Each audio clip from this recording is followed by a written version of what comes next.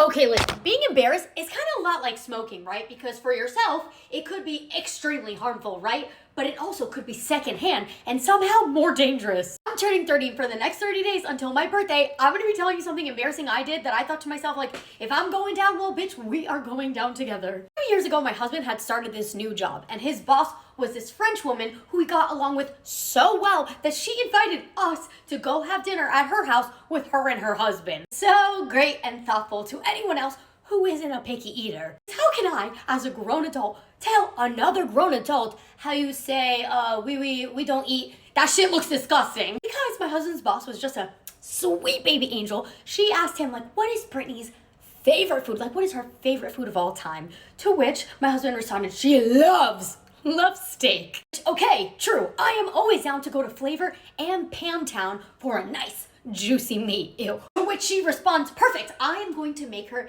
exactly that. Lucky me, I now have this woman going out of her way to make something specifically for me. What could go wrong?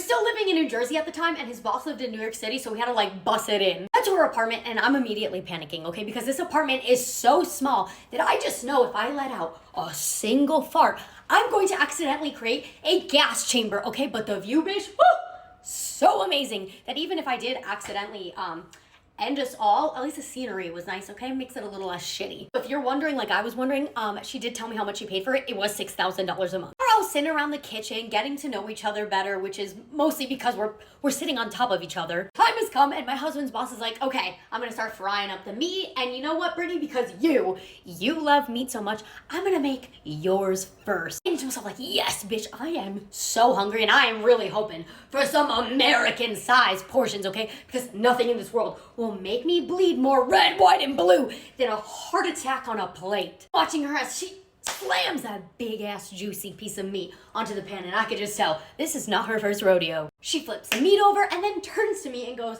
how would you like it cooked?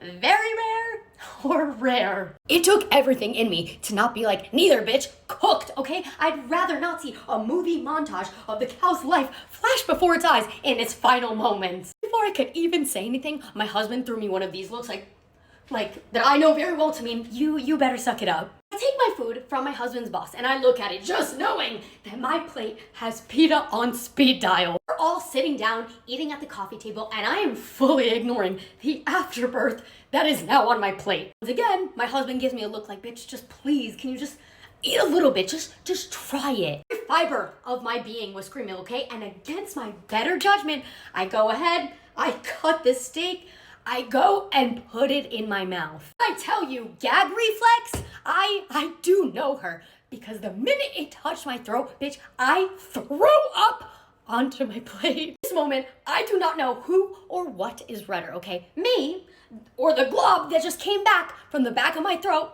or my husband. This moment, I had to think quick, right? Because I did not want to offend this woman. And not because I didn't want to spare her feelings. No, it's because I didn't want Danil to be fired. I decided to run to the bathroom and pretend to start puking. The stomach illness I said I had was indeed fake. She bought it.